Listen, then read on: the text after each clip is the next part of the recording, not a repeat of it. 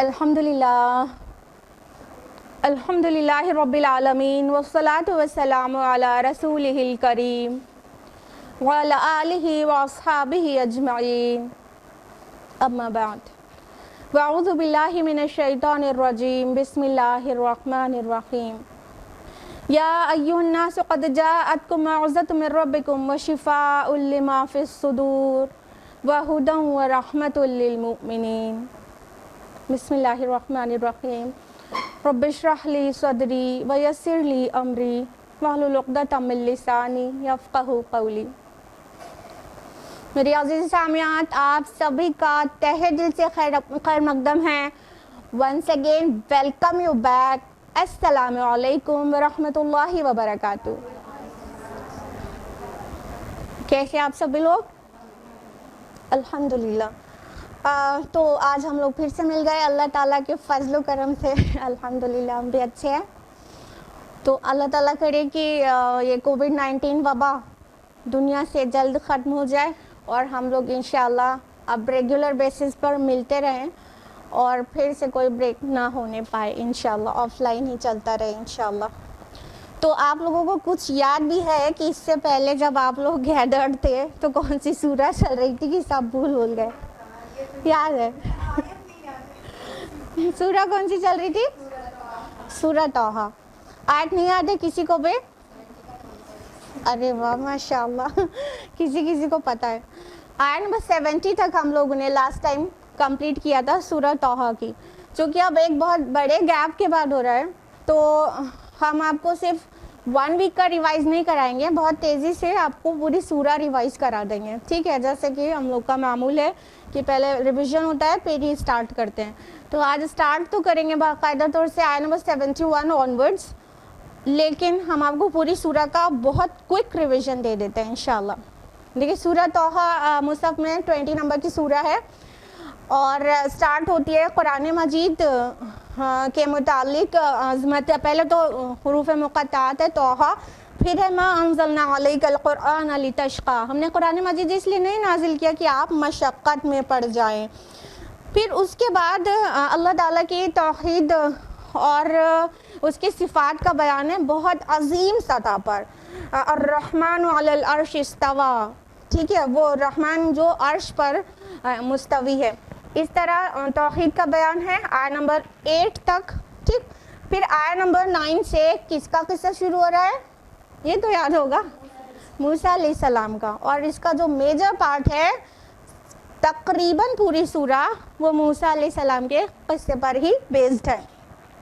تو آیت نمبر 9 سے موسیٰ علیہ السلام کا قصہ شروع ہو گیا اور وہ جو پورشن سورہ طٰہٰ میں ڈسکسڈ ہے وہ اس انداز میں آگے بڑھتا ہے کہ موسیٰ علیہ السلام کے متعلق آگے کہ آپ کو خبر ہے موسیٰ کے متعلق رسول اللہ صلی اللہ علیہ وسلم سے کہا گیا۔ پھر ان کی جرنی کا ذکر ہوا۔ کون سی جرنی؟ جب موسیٰ علیہ السلام ایک اچھی خاصی مدت کئی سال مدین میں رہ کر واپس آ رہے تھے مصر کی طرف، تو راستے میں تھے وہ اور کوہ طور کے پاس سے گزر رہے تھے تو انہوں نے ایک آگ دیکھی تھی، رائٹ؟ یاد آ گیا سب کو؟ آگ دیکھی تھی تو اس کی طرف جو ہے وہ مطلب جاڑے کی رات تھی، وہ گرمی کے لیے اس کو سیکنے کے لیے لینے جانا چاہتے تھے، اور ان کے ساتھ اور بھی لوگ تھے جو یہ پس منظر سے پتہ چلتا ہے، یہ سب ہم نے ڈیٹیل میں بتایا تھا آپ لوگوں کو۔ تو وہ آگ دیکھ کر اس کے قریب جب گئے تو پتہ چلا کہ وہاں پر تو اللہ تعالیٰ کی کال تھی اور اللہ تعالیٰ نے انہیں رسول مبعوث کیا، یعنی اس سے پہلے تک وہ رسول ڈکلیئرڈ نہیں تھے۔ ظہور نبوت اس وقت ہوا کہ اللہ تعالیٰ نے ان کو کہا کہ آپ، میں اللہ ہوں اور آپ اللہ کے رسول ہیں اور آپ کو ایک مشن دیا جا رہا ہے، اور وہ یہ کہ آپ فرعون کے پاس جائیے، اس کو دعوت دیجیے اور بنی اسرائیل کو ریلیز بھی کرانا تھا ساتھ میں، تو اور شاید ہے کہ وہ ڈرے اور کیونکہ وہ بہت سرکش ہو رہا ہے۔ یہ جب اللہ تعالیٰ نے ان کو ظہور نبوت کی موسیٰ علیہ السلام کے سامنے، تو موسیٰ علیہ السلام نے کون سی والی دعا کی؟ کون سی والی؟ رب اشرح لی صدری ویسر لی امری واحلل عقدۃ من لسانی یفقہوا قولی، ٹھیک ہے؟ کیونکہ وہ اتنے فصیح اللسان نہیں تھے جتنے کہ ہارون علیہ السلام تھے، تو انہوں نے یہ دعا کی اور ساتھ میں ہارون علیہ السلام کو اپنے ہیلپ کے لیے مانگا۔ अल्लाह ने देन एंड देयर ग्रांट किया कि हारून को भी तुम्हारी मदद के लिए नबी बनाया जाता है, ठीक है। फिर बोला अब तुम दोनों जाओ और फिरौन को दावत दो क्योंकि वो बहुत सरकश हो रहा है।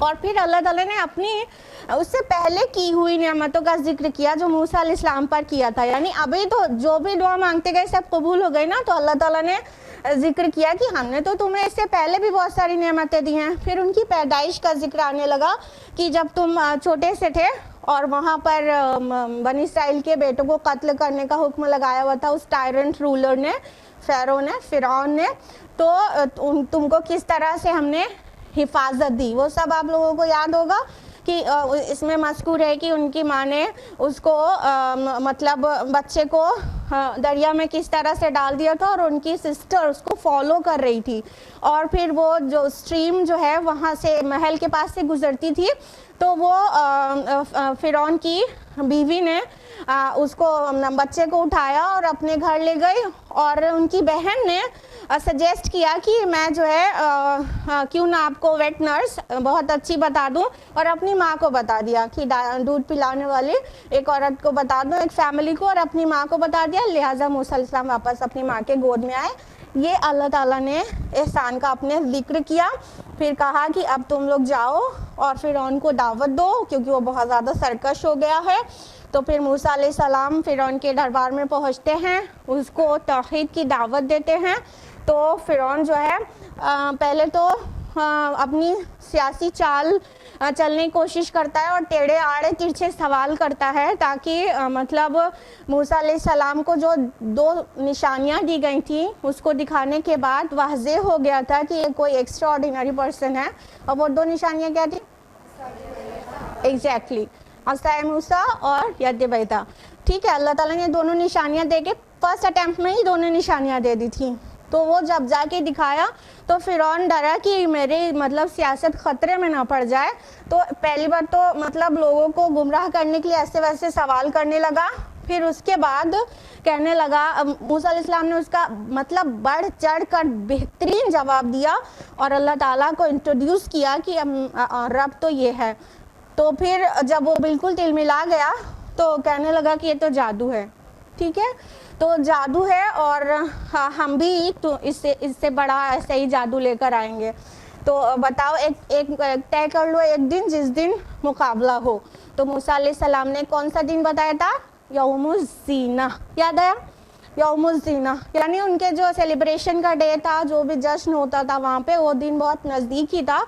तो वो दिन तय कर लिया मूसा अलैहिस्सलाम ने बड़े शौक से कि पूरा जो है मुल्क में जगह जगह से लोग आते हैं और सबके सामने ही मुकाबला हो जाए।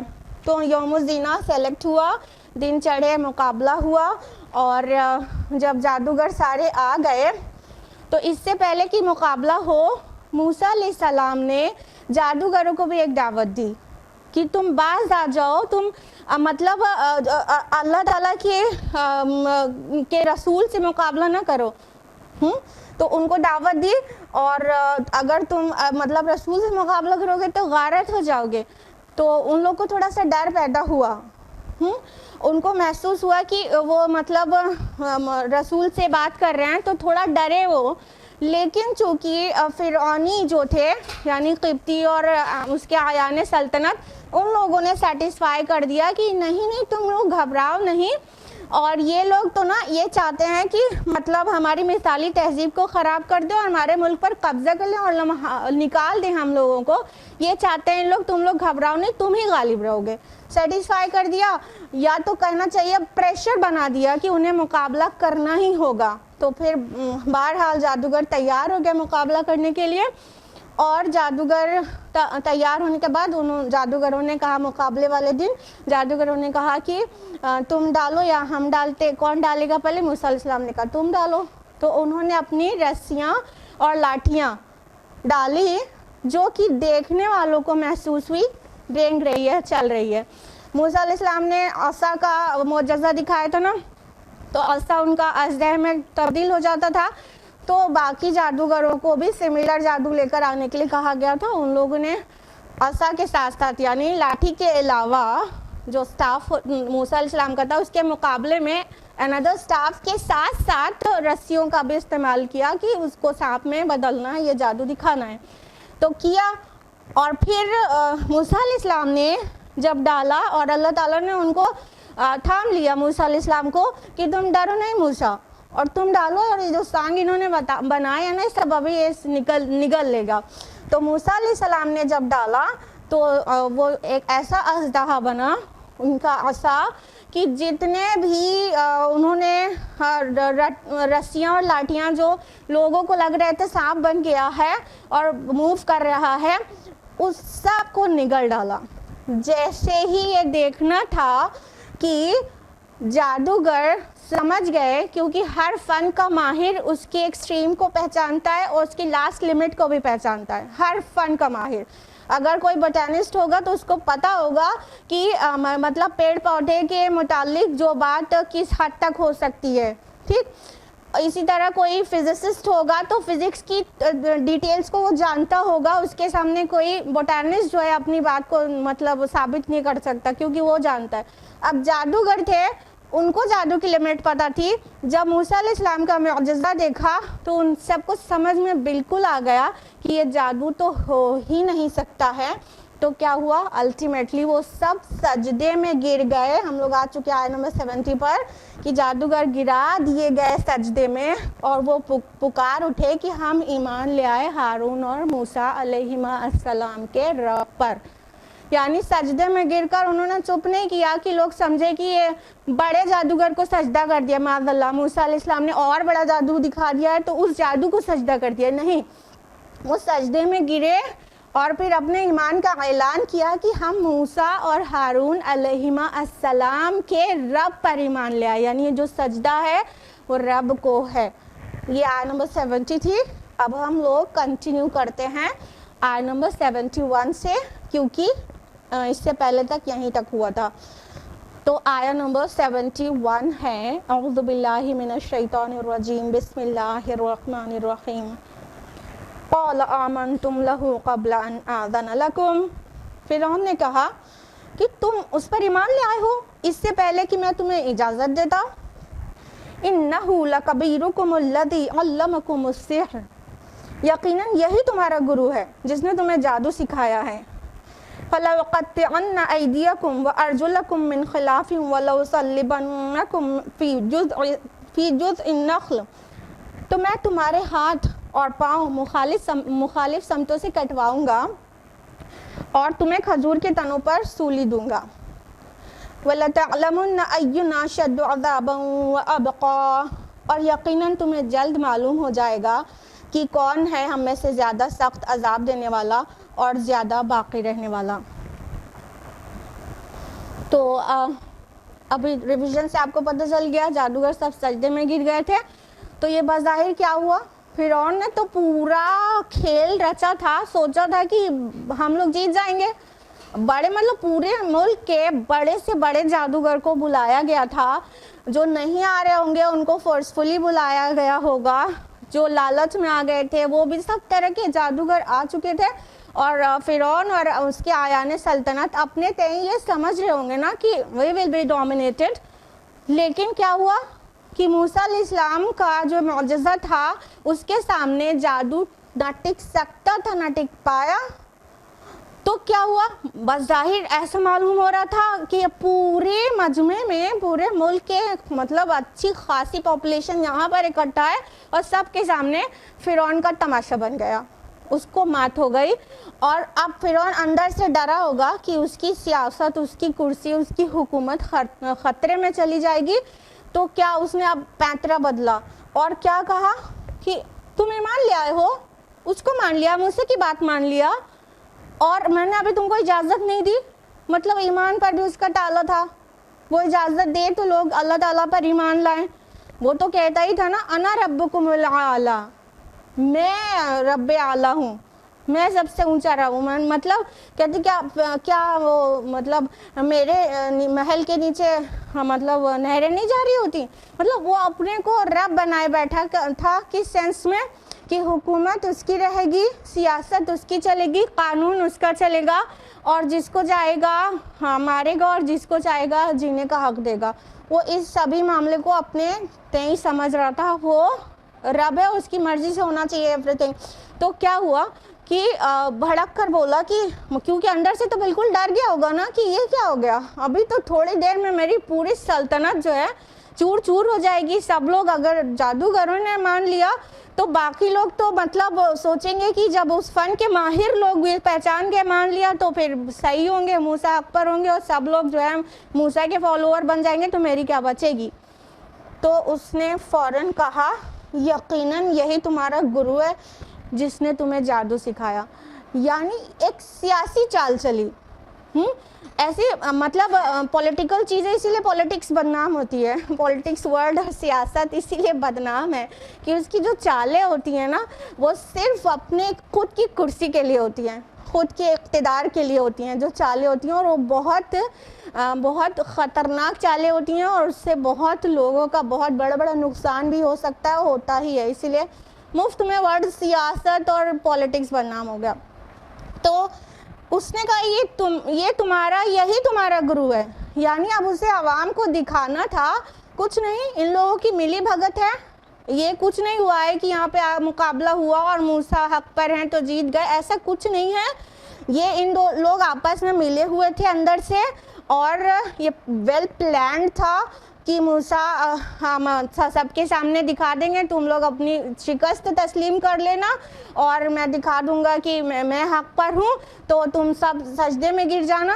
یہ ویل پلانڈ ہے, اور سورہ اعراف میں اور واضح الفاظ میں آتا ہے کہ یہ ایک سازش ہے جو تم نے دارالسلطنت میں مل کر کی ہے تاکہ یہاں کے سلطنت والوں سے ان کی سلطنت سے بے دخل کر دو, تو اور ان کے مالکوں کو بے دخل کر دو. یہ اور واضح الفاظ میں آ گیا.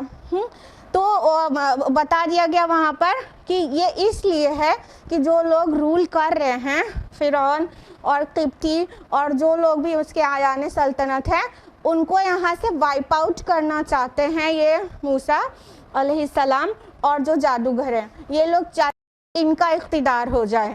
تو ان کے اوپر اتنا بڑا بہتان لگاتے ہوئے کہ عوام کو گمراہ کیا.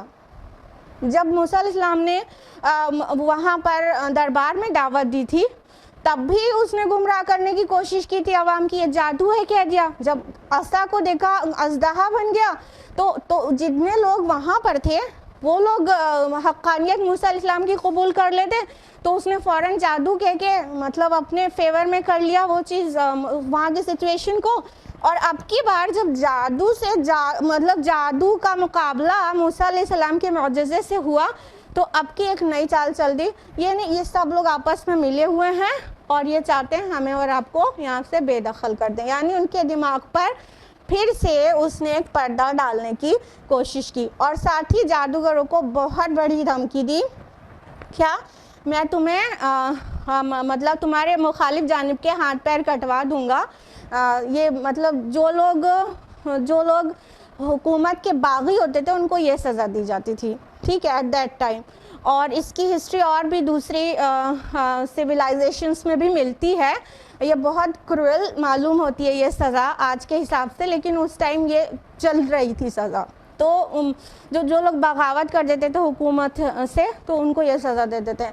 تو وہ والی سزا ڈکلیئر کی کہ تم نے بغاوت کی ایک طرح سے, تو تمہارے اپوزٹ لمبس چاپ آف کر دیے جائیں گے. یعنی جیسے داہنا ہاتھ تو بایاں پیر یا بایاں ہاتھ تو داہنا پیر, ٹھیک ہے, اپوزٹ لمبس کو کاٹ دیا جائے گا اور تمہیں کھجور کے تنے پر سولی دی جائے گی. یعنی وہ کاٹنے کے بعد سولی دیا جانا کھجور کے تنے پر مطلب ہے سر عام کیا جائے گا یہ کام, تاکہ باقیوں کو بھی عبرت حاصل ہو. ہسٹری سے پتہ چلتا ہے کہ یہ لوگ جو سولی دیتے تھے تو اس پہ ایک تختہ ہوتا تھا اور اس پہ ان کے لمبس کو وہ کیلوں سے ٹھوک دیتے تھے اور بالکل موو نہیں کر سکتا, اور گلے میں پھندا لگا دیتے تھے اور گھٹ گھٹ کے انسان مرتا تھا. بہت مطلب عبرتناک موت ہوتی تھی, دیکھنے والا بالکل مطلب کراہا جائے کہ ایسی چیز نہ کرے جو یہ ہو. تو اتنا مطلب عبرتناک طریقے سے اس نے چاہا کہ ان کو ایسی دھمکی دے دیا جائے تاکہ باقی لوگ بالکل بھی موسیٰ اور ان جادوگروں کو جو کہ اب مومن تھے فالو نہ کرنے پائیں. تو اس نے ایسے مطلب دھمکی دی کہ میں تمہارے اپوزٹ لمبس چاپ آف کروا دوں گا اور تمہیں سولی دوں گا اور سر عام سولی دے دوں گا.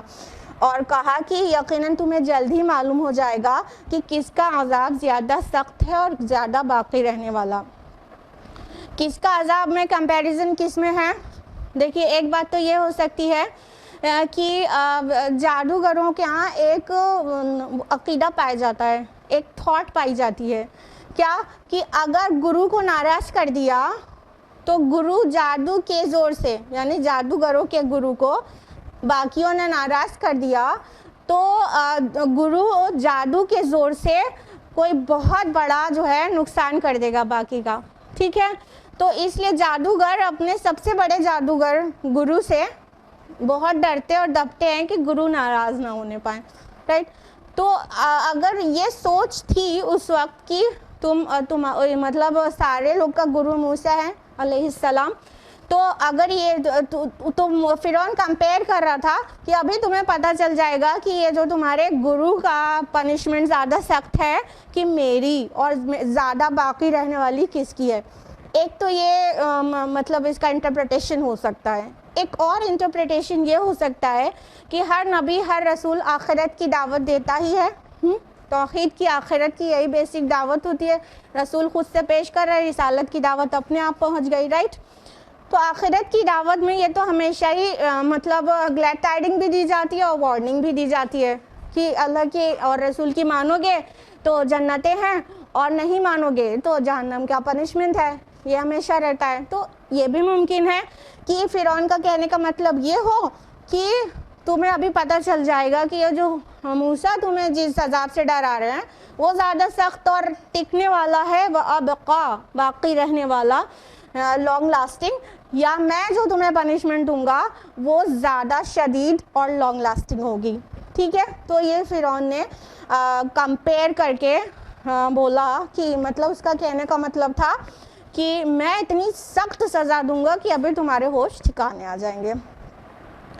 آیت نمبر 72 میں قَالُوا لَن نُؤْثِرَ عَلَى مَا جَاءَنَا مِنَ الْبَيِّنَاتِ وَالَّذِي فَطَرَنَا, انہوں نے کہا اب ہم تمہیں ہرگز ترجیح نہیں دے سکتے ان واضح دلائل پر جو ہمارے پاس آ چکے ہیں اور اس ذات پر جس نے ہمیں پیدا کیا. فَاقْضِ مَا أَنْتَ قَاضٍ, چنانچہ تو کر لے جو کچھ تجھے کرنا ہے. إِنَّمَا تَقْضِي هَذِهِ الْحَيَاةُ الدُّنْيَا, تو صرف فیصلہ کر سکتا ہے اسی دنیا کی زندگی کا. سبحان اللہ, امیڈیٹلی اتنا اسٹرانگ ایمان آپ کو اس مقام کے علاوہ ہر جگہ پہ نہیں دیکھنے کو ملے گا اتنی آسانی سے. ابھی ایمان لائے ہیں, جتنے جادوگر تھے ابھی کتنی دیر ہوا تھا ایمان لائے ہوئے, اور فرعون نے اپنی دھمکی دی اور ایمان کی پختگی دیکھیے کہ ان لوگوں نے کہا کہ اب ہم پر دلائل واضح ہو چکے ہیں. کیا دلائل واضح ہو چکے ہیں؟ ہم لمٹس جانتے ہیں میجک کی, وہ کہاں تک جا سکتا ہے ہم جانتے ہیں. موسیٰ نے جو دکھایا وہ میجک ہو ہی نہیں سکتا. تو اتنی ساری وضاحت کے بعد, اتنے کلیئر آرگیومنٹس کے بعد بھی اگر ہم لوگ ایسا کریں تو بہت بے وقوف ہوئے ہم. تو کہا نہیں, آپ فرعون اس سے کہہ دیا ایک دم اتنا ٹائرنٹ رولر ہے, پوری دنیا جان رہی ہے کہ مطلب the tyrant most ruler is the فرعون at that time. تو اتنے ٹائرنٹ رولر کے سامنے کیا کہہ رہے ہیں کہ اب ہم تم کو ترجیح دے ہی نہیں سکتے. اور یہ سٹیٹمنٹ اگر مطلب کریج کی اپنی انتہا کو بیان کرتا ہے, فَاقْضِ مَا أَنْتَ قَاضٍ, کر لے تجھے جو کچھ کرنا ہے. اللہ اکبر. یہ کسی ایسے لڑائی میں تو بولا جا سکتا ہے کیا کر لو گی, کیا کر لو گی, کر لو جو کچھ کرنا ہے. It's so simple. یہ تو بہن تو آرام سے بول ہی سکتی ہیں, بڑے آرام سے. لیکن ایک بہت ظالم بادشاہ کے سامنے یہ بولنا کتنی بڑی بات ہوئی. اپنی جان کی بھی پرواہ نہ کرنا ہوئی، اس سے کم تو ایک بٹ بھی نہیں ہوئی. جو مطلب بنی اسرائیل کے بیٹوں کو قتل کرتا چلا جا رہا ہے، اور جو ابھی مطلب اتنا سختی سے بول چکا ہے کہ تمہارے اپوزٹ لمبس کاٹ دوں گا اور تمہیں سولی دوں گا، سب ابھی بولا ہے، اس کے سامنے کہہ رہے ہیں فقد ما انت قاد، کر لے تجھے جو کرنا ہے، جو کچھ کرتے بنے کر لو. مطلب اتنا کریج، یہ ایمان کی پختگی کی اپنے آپ میں انتہا ہے. کتنا پختہ ایمان ابھی کے ابھی اسلام میں داخل ہوئے اور ابھی کے ابھی اتنے ڈیرنگ اسٹیٹمنٹ دے رہے ہیں. اور تو اور انہوں نے آگے کیا کہا، تو صرف فیصلہ کر سکتا ہے اس دنیا کی زندگی کے لیے ہی.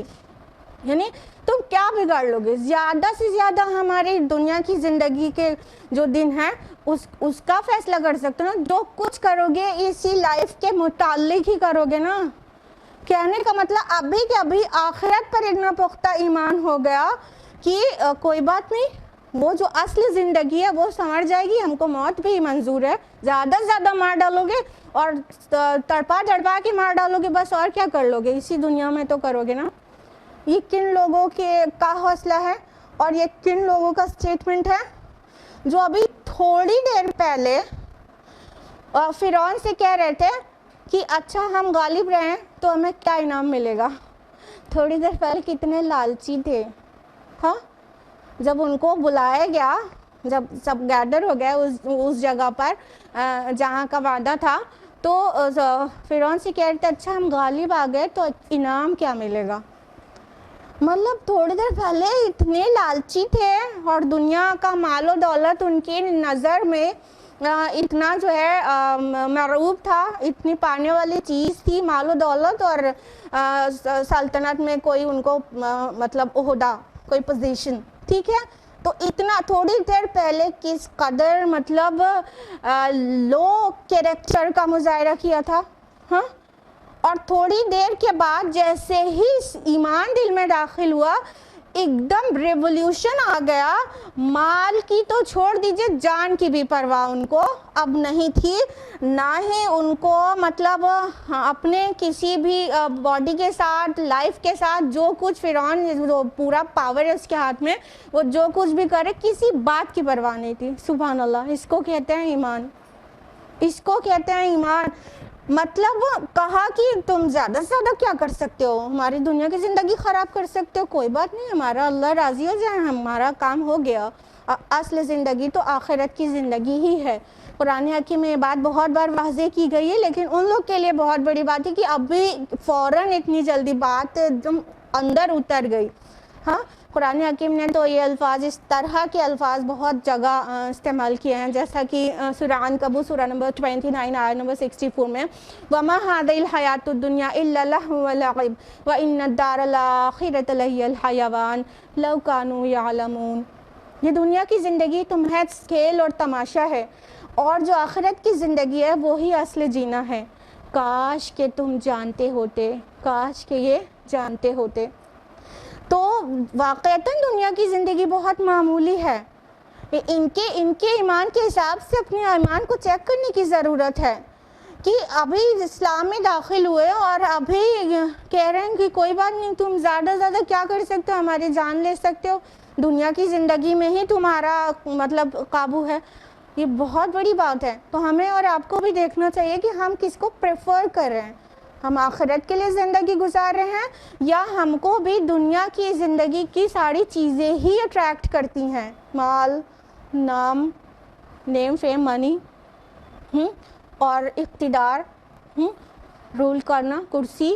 ہاں، تو یہ کیا چیزیں ہمارے لیے معنی رکھتی ہیں، ہمیں دیکھنا چاہیے، کیونکہ یہ تو مطلب ان جادوگروں کے ایمان نے ہمیں اور آپ کو جھنجھوڑ دیا ہے کہ حد ہے.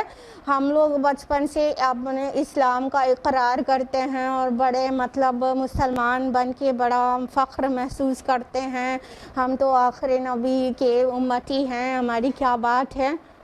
لیکن کبھی ایمان اتنا چڑھا ہوا پایا کہ اپنی جان کی بازی لگانی پڑے، کوئی بات نہیں، لے لو جان، اسلام سے نہیں پٹ سکتے، اللہ کی بات سے نہیں ہٹ سکتے، خاندان کا چلن گیا پیر کے نیچے ہمارے.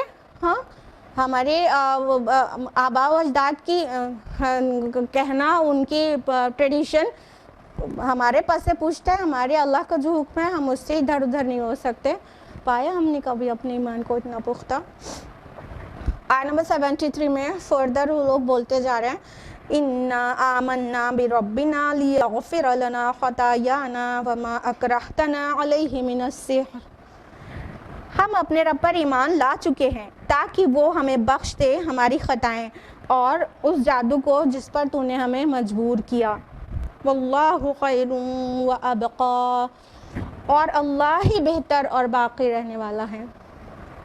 بے شک. اب دیکھیے وہ لوگ آگے کیا بولتے ہیں کہ ہم اپنے رب پر ایمان لا چکے ہیں اور ہم چاہتے ہیں کہ ہمارا اللہ ہمارے گناہوں کو معاف کر دے. اب ان کا ایک کنسرن ہے، جو اس سے پہلے گناہ ہو چکے وہ اللہ معاف کر دے بس. اور اس جادو کو بھی جس پر تو نے ہمیں مجبور کیا. اس سے کیا پتہ چل رہا ہے کہ ان کو کمپلشن تھا. اٹ میں بھی پاسبل کہ جب ان کو کال دیا گیا تھا، ہر کارے پورے علاقے میں پھیل گئے تھے، پورے ملک میں، کہ مطلب فرعون نے یعنی کہ بادشاہ سلامت نے بلایا ہے، تو ہو سکتا ہے کہ اس ٹائم بھی ان میں سے کچھ لوگ رہے ہوں کہ ان کو لگا ہو کہ نہیں، جو موسیٰ دکھا رہے ہیں اس کا مقابلہ ہم نہیں کریں گے، لیکن ان کو مجبور کیا گیا وہ آنے پر. گورنمنٹ کا آرڈر ہے، آپ کو پتہ ہے گورنمنٹ کا آرڈر ہندوستان میں بھی آپ کو پتہ ہی ہے کہ کوئی سا بھی آرڈر آ گیا تو کس حد تک ماننا پڑتا ہے. تو گورنمنٹ کا آرڈر ہے، آ گئے تھے. اور یہ بھی ممکن ہے کہ آئے تو ہوں اپنی ول سے، لیکن جب موسیٰ علیہ السلام نے مقابلے سے جسٹ پہلے ان کو دعوت دی کہ تم کیا کرنے جا رہے ہو، اللہ کے رسول کا مقابلہ کرنے جا رہے ہو، اپنی شامت مت بھلاؤ اپنے سے، تو وہ لوگ بات سمجھے تھے. جیسا ابھی ہم نے بتایا تھا نا کہ وہ لوگ کنفیوز ہو گئے تھے کہ اب ان کی ہمت کھو رہی تھی مقابلہ کرنے کی موسیٰ علیہ السلام کا.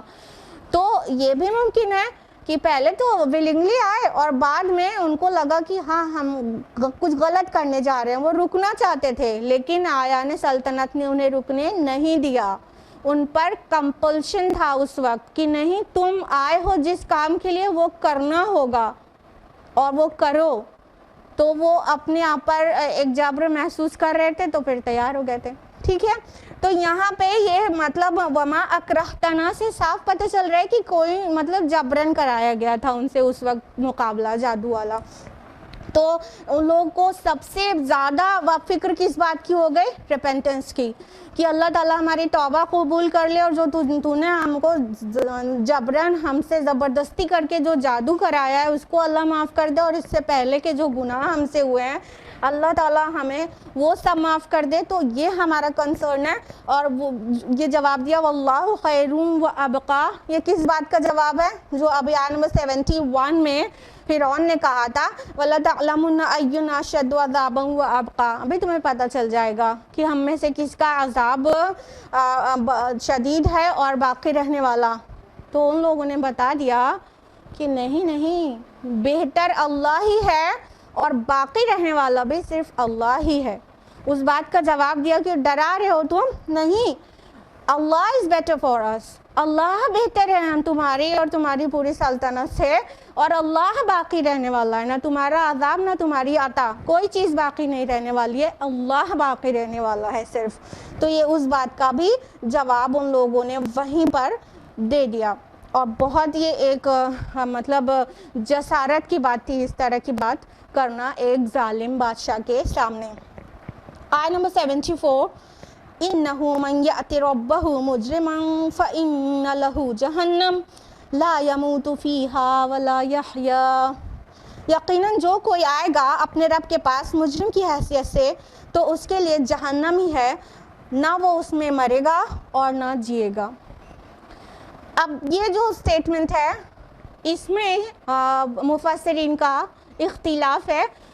کچھ مفسرین یہ سمجھتے ہیں اور کہتے ہیں کہ یہ وہ جو جادوگر جو ابھی ایمان لے آئے تھے مومن، ان لوگوں کا ہی سٹیٹمنٹ ہے، آگے چلتا جا رہا ہے. ٹھیک ہے، لیکن زیادہ مفسر جہاں تک ہم اسٹڈی کر پائے یہ کہہ رہے ہیں کہ یہ اللہ تعالیٰ کا سٹیٹمنٹ ہے. بات کو مکمل کرنے کے لیے اللہ تعالیٰ نے یہ دو باتیں اور کہیں, جو یہ اور اس کے آگے والی آیت میں ہے. ٹھیک ہے, تو بہرحال یہ جس کا بھی سٹیٹمنٹ ہو, لیکن بات یہاں پہ کیا کہی جا رہی ہے کہ جو اپنے رب کے پاس مجرم کی حیثیت سے آئے گا وہ اس کے لیے تو جہنم ہے.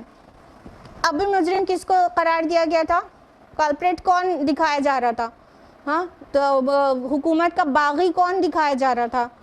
جو جادوگر ایمان لے آئے تھے, مومنین کو دکھایا جا رہا تھا یہ کلپریٹ ہیں. ہاں, تو یہاں پہ بتا دیا گیا ایکچوئل کلپریٹ کون ہے. میرا رجحان بھی زیادہ یہی ہے کہ اللہ تعالیٰ نے بات کو یہاں پہ مکمل کیا ہے اور یہ اللہ تعالیٰ کے اسٹیٹمنٹ ہے, ایڈ ہو گیا آگے. ٹھیک ہے, تو اللہ تعالیٰ نے واضح کر دیا کہ مجرم ایکچولی یہ نہیں ہے. مجرم تو تم ہو جو اپنی قوم کو گمراہ کر رہے ہو اور جو بلائنڈلی فالو کر رہے ہیں, وہ مجرم ہیں. اور جو لوگ مجرم ہیں, جو کلپریٹ ہیں, وہ ان کو کیا ہوگا؟ جہنم کا عذاب ہوگا. یہ تم دنیا کے تھوڑے سے میرے مومن بندوں کو ڈرا رہے ہو تھوڑا سا مطلب سولی دیے جانے سے اور ان کے اپوزٹ لمبس کاٹ دیے جانے سے نہیں, وہ جہنم کا جس کو عذاب ملے گا وہ پرابلمیٹک ہے. اور جو الفاظ یہاں پر استعمال کیے گئے ہیں وہ بہت ہی عبرت کا مقام ہے. حسرت کے دن سے پہلے ہوش میں آ جائیں, یہ یاد دلا رہے ہیں. ثم لا يموت فيها ولا يحيا, نہ وہاں جیے گا انسان نہ مرے گا. یہ ایسی بات ہے, اتنی ڈراؤنی بات ہے. دیکھیے انسان کو دنیا میں کوئی تکلیف ہوتی ہے, بہت ہوتی ہے, بہت ہوتی ہے, حد سے زیادہ ہو جاتی ہے تو کیا ہوتا ہے؟ مر جاتا ہے. مر جاتا ہے نا. درد کا حد سے گزر جانا ہے دوا ہو جانا. جب زیادہ ہی پریشانی ہوتی ہے تو فائنلی وہ تکلیف کی انتہا یہ ہے کہ موت آ گئی اور وہی دوا بن گئی. ٹھیک, جب بہت زیادہ کسی بھی فزیکل پرابلم میں کوئی رہتا ہے تو کبھی کبھی یہ دعا نہیں کرنے لگتا. غلط ہے, الگ بات ہے, لیکن کرنے نہیں لگ جاتا ہے کہ اللہ تعالیٰ ہم کو موت دے دے, اب ہم سے اور برداشت نہیں ہوتا. ہم یہ نہیں کہہ رہے ایسا کرنا چاہیے, غلط ہے, لیکن ہم یہ کہہ رہے ہیں کہ جب تکلیف سے انسان موت کو سوچتا ہے کہ اب اس سے تو آسان موت ہے, رائٹ. تو درد کا حد سے گزر جانا, دوا ہو جانا, یہ دنیا کی زندگی میں ہے. جہنم میں اتنی زیادہ ایک تو شدت والی پنشمنٹ اور موت بھی نہیں آنی ہے. سب سے زیادہ ٹینشن والی بات یہی ہے کہ زندگی ایسی نہیں ہے کہ جیا جائے اور موت آئے گی نہیں. ثم لا يموت فيها ولا يحيا, نہ وہاں جیے گا نہ مرے گا. یعنی ایک کہا گیا نا کہ ایک موت کو مت پکارو, تم اب 1000 موت کو پکارو, آئے گی نہیں تم کو.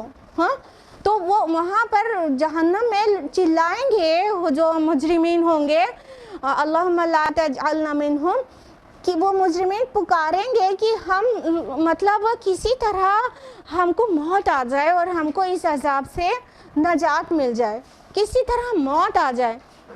تو ان کو پھٹکار دیا جائے گا, ایک موت کو مت پکارو, اب تو سینکڑوں ہزاروں موت کو پکارو, یعنی تمہیں موت نہیں آئے گی. تو سب سے زیادہ بھیانک بات جہنم کے یہی ہے کہ جیا جائے گا نہیں, شدت کا عذاب ایسا رہے گا کہ جس کو زندگی کا کوئی مزہ نہ ملے, اتنی تکلیف, اور موت آئے گی نہیں. تو یہاں پہ اور یہ الفاظ بھی دلیل کے طور پر مفسرین, وہ والے مفسرین جو اللہ تعالیٰ کی اسٹیٹمنٹ ہے کہتے ہیں, یہ بھی دلیل کے طور پر پیش کرتے ہیں کہ یہ جو انداز ہے یہ اللہ کے علاوہ اور کون بول سکتا ہے. آیت نمبر 75 اس کا سائملٹینیس کنٹراسٹ ہے.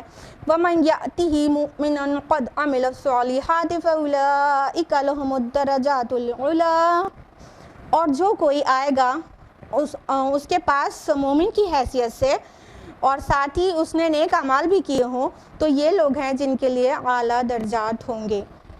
اب یہاں پر واضح کر دیا گیا کہ جو لوگ مجرم ہیں وہ تو جہنم میں جائیں گے, نہ جی پائیں گے نہ مر پائیں گے, لیکن جو مومن کی حیثیت سے آئے گا, جو ایمان لائے گا. ابھی ان جادوگروں نے کیا کہا تھا کہ ہم موسیٰ اور ہارون کے رب پر ایمان لے آئے, تو ان کانٹیکسٹ ان کی بات ہو رہی ہے. ایمان تو یہ لائن ہے جو مومن کی حیثیت سے آئے گا اور ایک چیز کو جوڑ دیا گیا اور نیک اعمال بھی کیا ہوگا, ان لوگوں کے لیے اعلیٰ درجات ہیں. اب یہاں پہ یہ چیز نوٹس کے بغیر نہیں رہیے گا کہ ایمان کے ساتھ اعمال صالحات کا ذکر ضرور ہے، کیونکہ جس طرح اعمال صالحات نہیں ہیں، اگر ایمان نہ ہو تو کوئی اچھے کام وہ کوالیفائی نہیں کرتے اعمال صالحات ہونا، اور وہ مقبول نہیں ہوتے. تو اسی طرح ایمان بھی خالی مطلب کافی نہیں ہے کہ نجات ہو جائے، اس کے ساتھ اعمال صالحات بھی ضروری ہے. اِلَّا الَّذِينَ آمَنُوا وَعَمِلُوا الصَّالِحَاتِ، یہ فقرہ قرآن مجید میں 52 ٹائمز ریپیٹ ہوا ہے. ٹھیک ہے، تو جب ایمان کا ذکر ہوتا ہے نجات کے کانٹیکسٹ میں، ایمان کا ذکر ہوتا ہے تو اعمال صالحات کا ضرور ہوتا ہے. کچھ تو نیک اعمال بھی ساتھ ہوں، اگر ایمان ہے اور اعمال صالحات نہیں، گڈ ڈیڈز نہیں، رائچس ڈیڈز نہیں، تو کیا ہے اس کی حیثیت ایک ایسے درخت کی سی ہے جو کبھی مطلب پھل نہیں دیتا، ایک دم ٹھوٹ ہے، نہ اس میں پھول آتا ہے نہ پھل آتا ہے، اور کوئی بینیفٹ نہیں دے سکتا. ویسے ہی ہے وہ انسان جو ایمان تو رکھے، مطلب اسلام تو قبول کر لے، لیکن اس کا ایمان ویسا ہوگا ہی نہیں، تبھی تو اعمال صالحات نہیں کرے گا. اگر صحیح والا ایمان ہوگا تو ڈیفینیٹلی وہ ثمرات اور وہ سارے پھلواری نکلے گی نا، اگر صحیح ہے درخت تو اگر ایمان صحیح ہوتا تو اعمال صالحات تو ہوتے ہی ہوتے. تو ایسا ایمان جس میں نیک اعمال نہ ہو وہ بھی نجات کے لیے کافی ایمان نہیں ہے، اور ایسا اعمال جس میں ایمان نہ ہو وہ بھی نجات کے لیے بالکل ہی ناممکن ہے. تو کہا گیا جو آئے گا مومن کی حیثیت سے اور اس کے پاس نیک اعمال ہوں گے. اچھا، یہ جو جادوگر جن کو کہا جا رہا ہے مومن کی حیثیت سے، ان کانٹیکس ویسے تو جنرل بات بھی ہے، لیکن ابھی جو پس منظر چل رہا ہے اس میں کہا جا رہا ہے ایمان بھی اور اعمال صالحات بھی. تو ابھی ان لوگ نے کون سا عمل صالح کیا تھا؟ کتنا لمبا چوڑا تھا؟ جلدی بتائیے، کیا کیا تھا؟ ہاں ہاں ہاں، وہ تو قول ہو گیا. عمل کی بات کریں، عمل تو قول ہو گیا. ٹھیک ہے،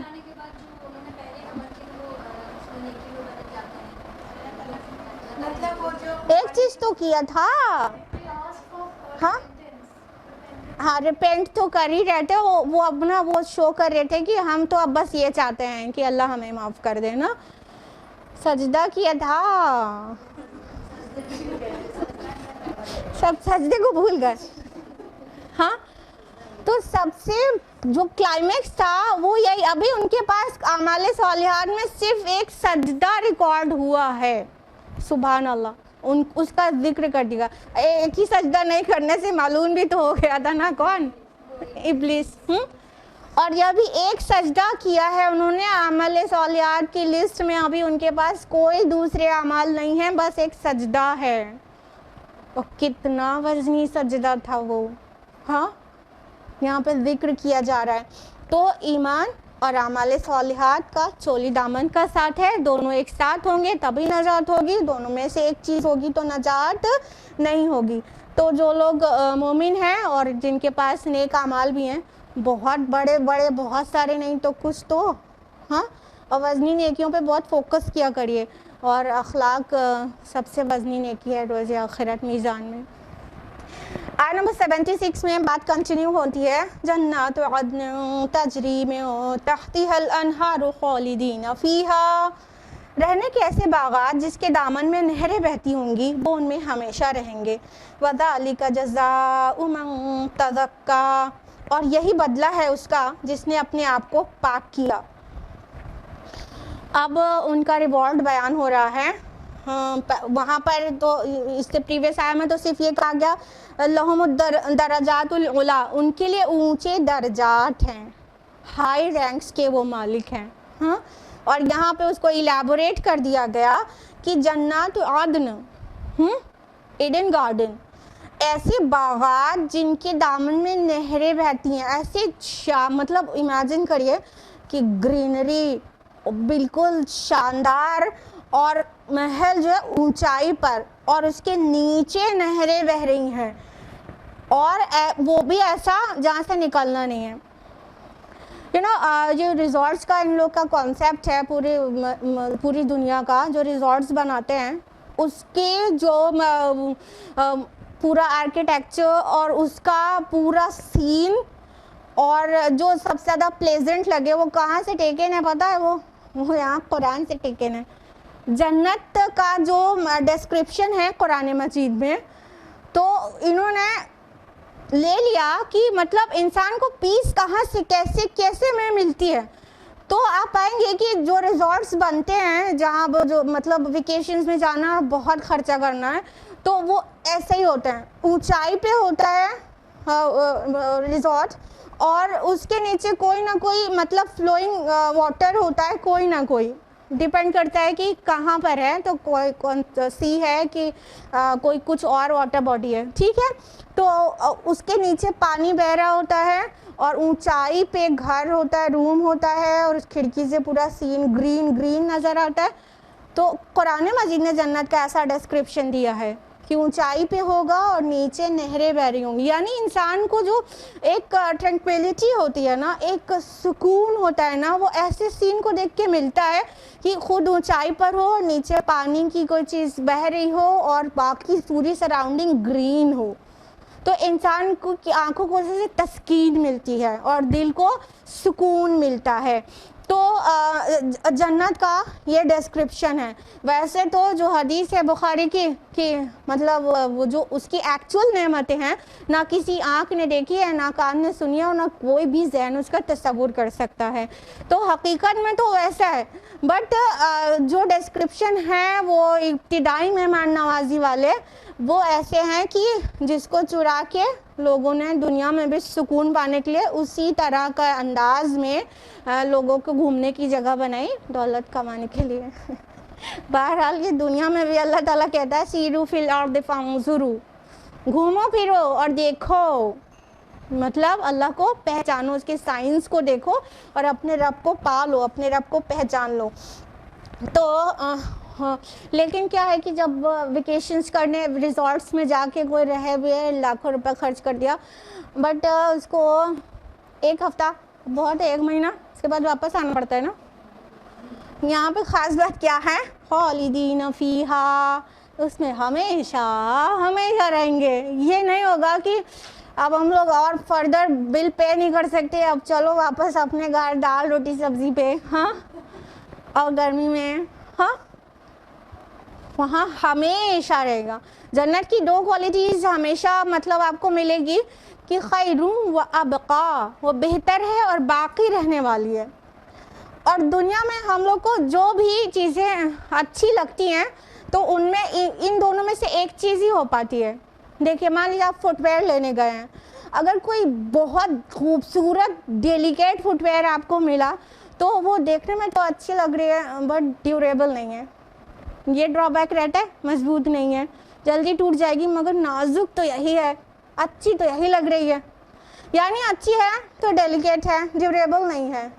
اور اگر ڈیوریبل لے رہے ہیں، اور بہت سی کمپنیز کی آتی ہے نا ڈیوریبل فٹ ویئر، کمفرٹیبل ہوتی ہے، ڈیوریبل ہوتی ہے، لیکن وہ کہیں سے بھی اٹریکٹیو لگتی ہے. وہ پیر کو تو آرام دیتی ہے اور بہت دن تک چلتی ہے، 2 سال تک بھی نہیں خراب ہوتی، لیکن وہ اچھی لگتی ہے، اچھی نہیں لگتی. اللہ تعالیٰ نے جنت میں یہ دونوں کوالٹی رکھی ہے، بوتھ دا کوالٹیز، خیرون و ابقا، بہتر بھی ہے، بیوٹیفل اور ڈیلیکیٹ، اور ہر چیز آپ کے جو نظر کو بھانے والی، اچھی بھی اور ٹکاؤ بھی، رہنے والی بھی، چھننے والی نہیں. جیسے ڈیوریبل کا ہمارا ہوا ہے کہ تو چلے، لانگ لاسٹنگ ہو. تو دونوں چیز صرف جنت میں ہی ملے گی، خوبصورتی بھی اور ہمیشگی بھی صرف جنت میں ملے گی. کس کو ملے گی؟ بَذَلِکَ جَزَاءُ مَن تَزَکَّیٰ. اصلی بات یہ ہے، یہ اس کو ملے گی جس نے اپنے کو پاک کیا، جس نے اپنا تزکیہ کیا، جس نے اپنے فلتھ کو دور کیا. ان کانٹیکسٹ دیکھیں تو what is filth? In context magic is filth. یہاں پہ ابھی یہ جو لوگ ایمان لائے ہیں تھوڑی دیر پہلے میجیشینس تھے، اور ابھی واضح کر دیا گیا دیٹ واز فلتھ، وہ گندگی تھی. ایمان کی دولت جو ہے اس سے ان کا انر جو ہے پیور ہو گیا, اس سے پیوریفیکیشن ہو گیا. تو وہ گندگی تھی, لیکن جو اپنی گندگی کو صاف کر لیتا ہے وہ ہی کامیاب ہوتا ہے.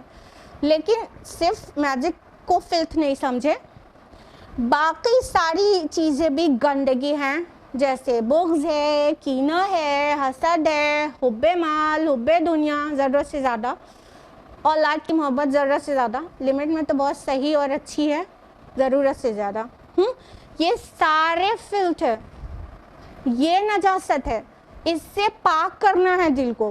اور کامیاب صرف وہی ہوگا جس نے اپنے کو پاک کیا, اور ٹاپ موسٹ پر کہ وہ توحید رہے, عقیدہ درست رہے, شرک نہ ہو. ٹھیک ہے, ٹاپ موسٹ پر یہی ہے کہ عقیدے کی پاکی اور وہ سوچ کی پاکی, نظریات کی پاکی, اور پھر سب کچھ, لالچ سے پاکی, اور جلن کڑن اور ایک دوسرے سے آگے بڑھ جانے کی اور دوسرے کو پچھاڑ دینے کی خواہش, یہ سب سے پاکی.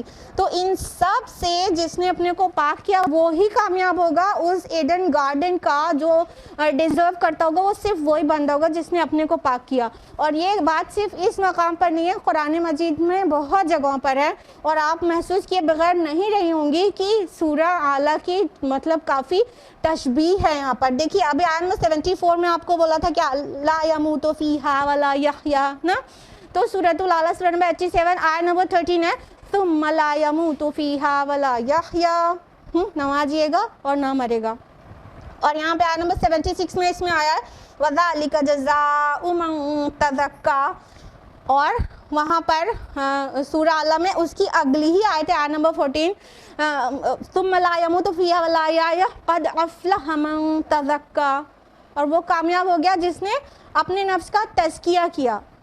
ٹھیک, اور سورہ شمس سورہ نمبر 91 آیت نمبر 9 بھی ہے نا, قد افلح من زکاہا, کامیاب ہوا وہ جس نے اپنے نفس کا تزکیہ کیا, جس نے اپنے سول کو پیوریفائی کیا.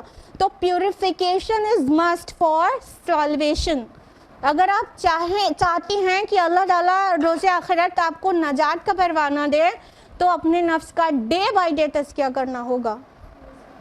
ڈے بائی ڈے روزانہ اپنے کو نوٹس کریں, چیک کریں کہ دن بھر میں کیا کیا کیا ہے, اور جو بھی نیگیٹیوٹی اپنے اندر پائیں اس سے توبہ کریں, اور اگلے دن کے لیے پلان سیٹ کریں کہ یہ غلطی کل نہیں ہوگی. یہ ہے پیوریفیکیشن آف دا سول.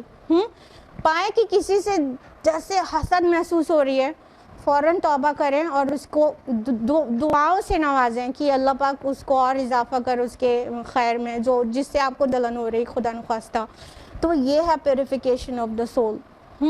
اور دیکھیں کہ ہم دنیا کی طرف کتنا بھاگ رہے ہیں, روز رات میں اسیسمنٹ کیا کریں. ٹھیک ہے, انٹرسپیکشن کرنا ہی پیوریفیکیشن کرنے کا ذریعہ ہے. جب آپ انٹرسپیکشن کریں گے, اپنا محاسبہ نفس کریں گے, تبھی تو پائیں گے کہ ہاں کچھ غلطیاں ہوئی دن بھر میں, تو پھر اس کو پاک کرنے کی توفیق ہوگی. توبہ کریں گے, آئندہ کے لیے طے کریں گے کہ اب اللہ پاک نہیں کریں گے. پھر دوسرے دن اس سے کم ڈگری کی پھر غلطی ہو گئی تو پھر توبہ کریں گے اور آئندہ کے لیے پلان کریں گے.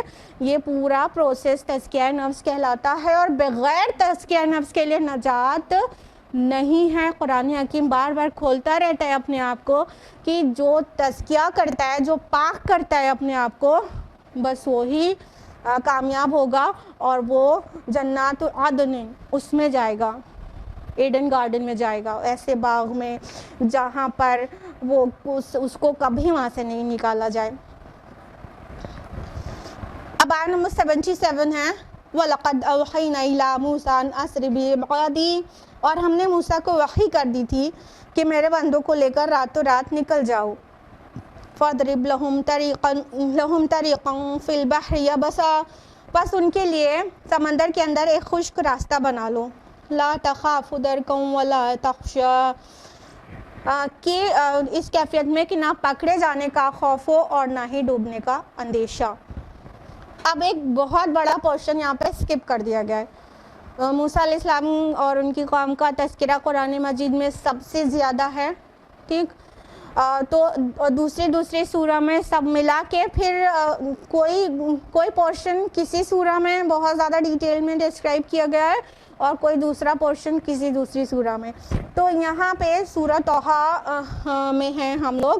تو کہاں پر ہے؟ جادوگروں نے سجدہ کیا, ٹھیک ہے, فرعون نے دھمکی دیا, ٹھیک, اور جادوگروں نے بے نیازی دکھائی, لیکن ان کو کوئی ایسا پنشمنٹ ابھی ہوئی نہیں تھی. پھر سالوں موسیٰ علیہ السلام ان ایمان والوں کے ساتھ, جن میں ایک سب سے بڑی تعداد تو بنی اسرائیل کی تھی اور کچھ قبطی بھی تھے, ٹھیک ہے, اس میں جادوگری نہ جانے کتنے قبطی ہوں گے اور زیادہ تر بلکہ ہوں گے.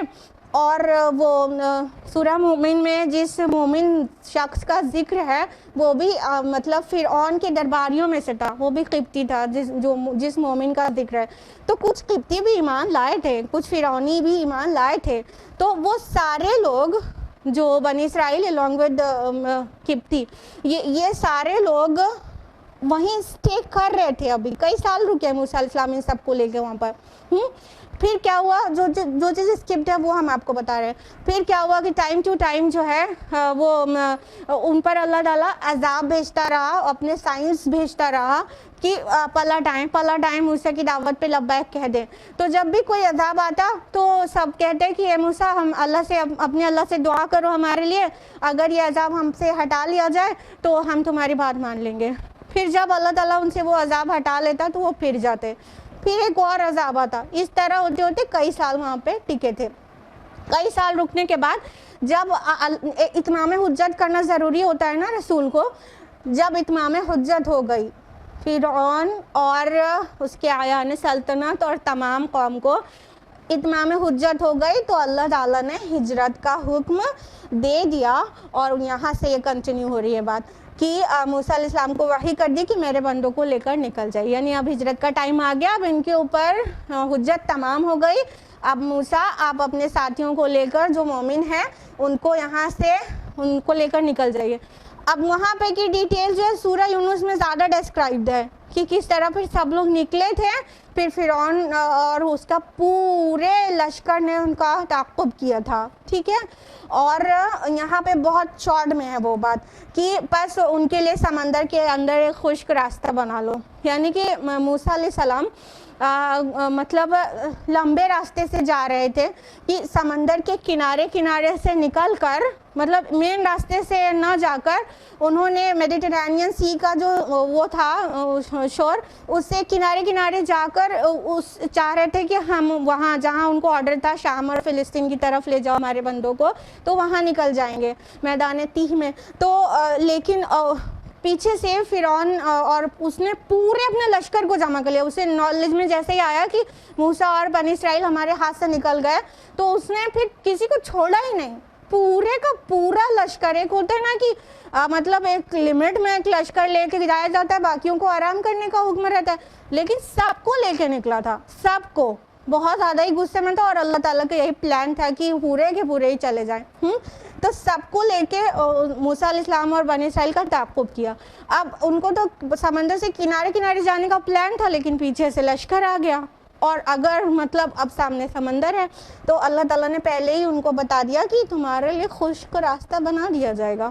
اور پھر اس کے بعد یہاں پہ کہا گیا لا تخاف درکم ولا یخشا, یعنی نہ تمہیں خوف ہو نہ کسی طرح کا اندیشہ, یعنی نہ تم ڈوبو گے اور نہ پکڑے جاؤ گے.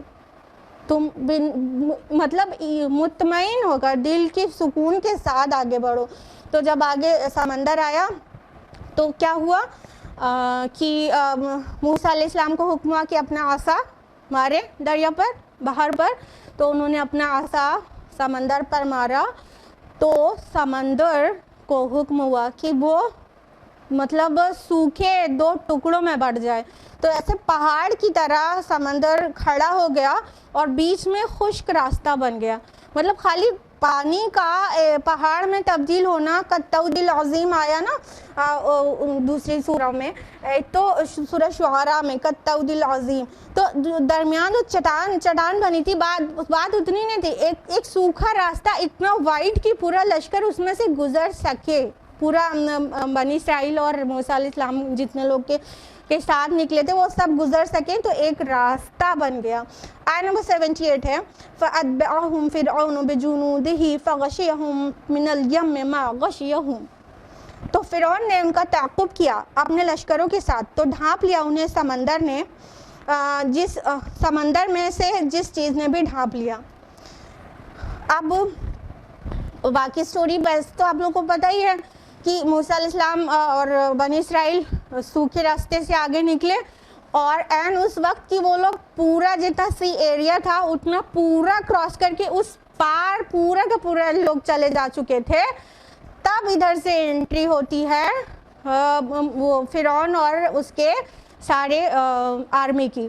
تو وہ انٹری ہوتی ہے جب دیکھتے ہیں کہ یہاں پر سوکھا راستہ ہے تو وہ لوگ بھی اسی میں چل پڑتے ہیں. تو یہاں پر کیا کہا گیا فَغَشِيَهُمْ مِنَ الْيَمِّ مَا غَشِيَهُمْ. تو ڈھانپ لیا اس چیز نے جس چیز نے ڈھانپ لیا یا جس طرح ڈھانپے جانے کا حق تھا. یہ مطلب یہ وہ انداز ہے یا تو کسی چیز کی عظمت بیان کرنے کے لیے اس طرح کا اسلوب اس طرح کا سٹائل اختیار کیا جاتا ہے عربی زبان میں, یا تو کسی ہولناکی کے بیان میں یہ اسلوب ڈھانپ لیا اس چیز نے جس چیز نے ڈھانپ لیا. یہ انداز سورہ نجم میں بھی ہے نا, جب وہاں اللہ تعالیٰ عالم بالا کا ذکر کرتے ہیں نا, تو یا تو کوئی بہت پرعظمت چیز کا بیان ہو یا تو پھر بہت ہولناک چیز کا بیان ہو, تب یہ انداز ہوتا ہے. تو کہا ڈھانپ لیا. تو جب وہ سب کے سب اس میں فرعون اور اس کے سارا آرمی آ گئے اس میں, تو دونوں طرف جو کالطود العظیم کہا گیا جو چٹانیں تھیں وہ واپس پانی بن گئی اور غرق ہو گئے وہ سب کے سب. وَأَضَلَّ فِرْعَوْنُ قَوْمَهُ وَمَا هَدَىٰ. اور فرعون نے اپنی قوم کو گمراہ کیا اور ہدایت نہ دی. یہ آیت نمبر 79 ہے. یعنی فرعون کی مطلب سب سے بڑا کلپریٹ فرعون ہوا کہ اس نے اپنی پوری قوم کو گمراہ کر دیا. اگر وہ چاہتا تو وہ مطلب اس کو اندر سے تو لگا ہی ہوگا کہ وہ کیا کر رہا ہے, لیکن اس نے اپنی حکومت کے لالچ میں بالکل بھی اندھا ہو گیا اور موسیٰ علیہ السلام کا انکار کر دیا, اور جس طرح لوگوں کو چاہا اس طرح ان کو بھی سوچنے پہ مجبور کیا. تو گویا فرعون نے ان سب کو گمراہ کر دیا. اگر وہ اسلام قبول کر لیتا, موسیٰ علیہ السلام کی دعوت قبول کر لیتا, تو باقی تو پورا ہو ہی جانا تھا. یہ تو پہلے کا چلن ہی تھا. قبیلے کا سردار اسلام قبول کر لیتا تو پورا قبیلہ خود بخود اسلام میں داخل ہو جاتا تھا. تو اتنا بڑا رولر جب وہ اسلام قبول کر لیتا اور کہتا ہاں یہ حق پر نظر آ رہے ہیں موسیٰ, تو باقی سب بھی مان ہی لیتے. اس انداز میں کہا گیا فرعون نے اپنی قوم کو گمراہ کیا اور ہدایت نہ دی. یعنی وہ چاہتا تو باقی سب کی بھی ہدایت ہو جاتی, تو وہ سب کے جرم کے برابر کا بھی اکیلے مجرم ہے.